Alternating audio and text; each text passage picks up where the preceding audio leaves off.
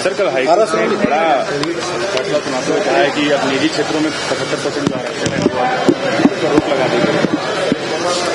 ये किस प्रकार? न्यायाधीश की तो समीक्षा हम लोग नहीं कर सकते हैं, लेकिन हम यह मानते हैं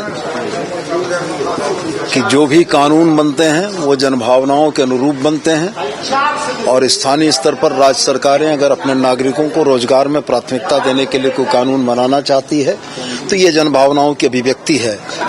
हाईकोर्ट के न्यायाधीश के संबंध में निश्चित रूप से अध्ययन करने के बाद यदि उचित प्रतीत होगा तो हम लोग ऊपर की अदालतों में इसके संबंध में अपील दाखिल करेंगे। सर, महिला योजना वाली राशि 11 तारीख को कहा गया था कि भेज दी जाएगी, लेकिन अभी तक किसी खाते में नहीं। बीजेपी बोल रही है कि देखिए यही वादा है। 2014 में 15 लाख रुपए देने का वादा था, अभी तक सबके खाते में आ गए हो तो कोई बता दे हमको। और सरकार ने दिसंबर माह कहा था, दिसंबर माह की आज 12वीं तारीख है। अनुपूरक बजट में 6,390 करोड़ रुपए का प्रावधान किया गया है, जो भारतीय जनता पार्टी के नेताओं को टीन के चश्मे की वजह से नहीं दिख रहा है।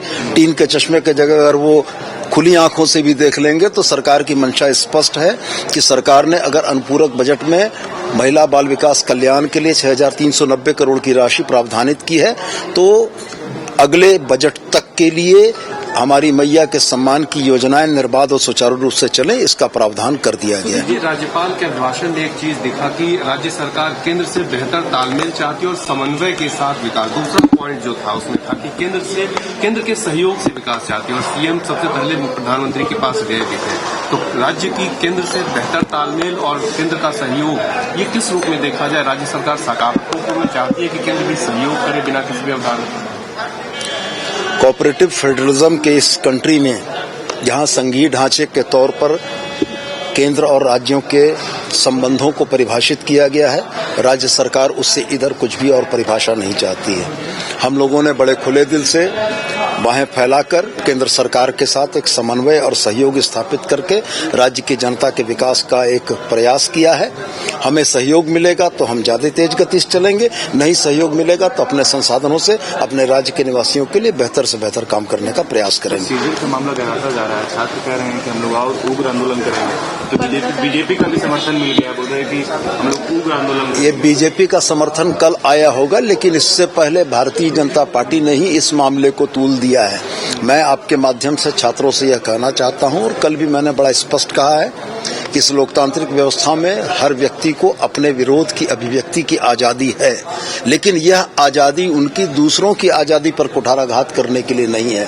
अगर वो सड़कें बाधित करेंगे, आम जनजीवन को प्रभावित करेंगे तो विधि सम्मत कार्रवाई के हकदार होंगे। और साथ ही कल भी यह मैंने कहा था, जिसको मैं पुनः दोहराता हूं, अगर छात्र उचित प्लेटफॉर्म पर अपनी बात रख के अपनी समस्याओं का समाधान चाहते हैं तो सरकार तत्पर है। लेकिन साथ में मैं यह भी कहना चाहता हूं कि जेएसएससी में सबूतों के नाम पर जो ब्लैंक सीडी दी गई है, इस ब्लैंक सीडी से समाधान नहीं होगा। अगर छात्रों के पास इस परीक्षा में हुई किसी विसंगति का कोई तथ्यात्मक प्रमाण है तो उनको सबके समक्ष लाना चाहिए, और अगर इसके बाद भी वो भारतीय जनता पार्टी या कतिपय विरोधी राजनीतिक दलों के इशारे पर अपने राजनीतिक भविष्य के साथ खुद खेल रहे हैं तो मेरी सहानुभूति उनके साथ है। धन्यवाद। अगर आप देखिए जेसीसी में अगर चेयरमैन खाली है, जेसीसी में हाईकोर्ट ने निर्देश दिया है सर। नहीं, सवाल निर्देश देना पड़ रहा है सर आप लोग? नहीं, कोर्ट को निर्देश क्यों देना पड़ रहा है? इस संवैधानिक व्यवस्था में 3 स्तंभों की परिकल्पना थी, न्यायपालिका, कार्यपालिका और विधायिका। जाहिरा तौर पर न्यायपालिका, कार्यपालिका और विधायिका एक समन्वय स्थापित करके समाज की बेहतरी के लिए काम करते हैं, तो आप उनके इस अधिकार को चुनौती नहीं दे सकते हैं कि उन्होंने क्यों किया।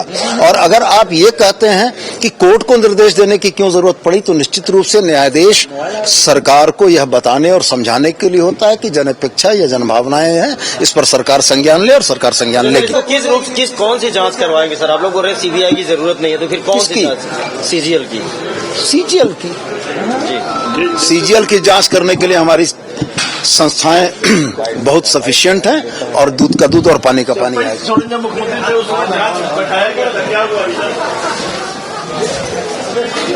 सीजीएल की जांच करने के लिए हमारी जो संस्था है वो सक्षम है, और ऐसा कहना है मंत्री सुधीर कुमार सोनू का। 5 राज्य, 61 शहर, 150 प्रोजेक्ट और एक वास्तु विहार। नई सोच, नया घर। बनाए रखिए अपना प्यार, सेवा में है वास्तु विहार।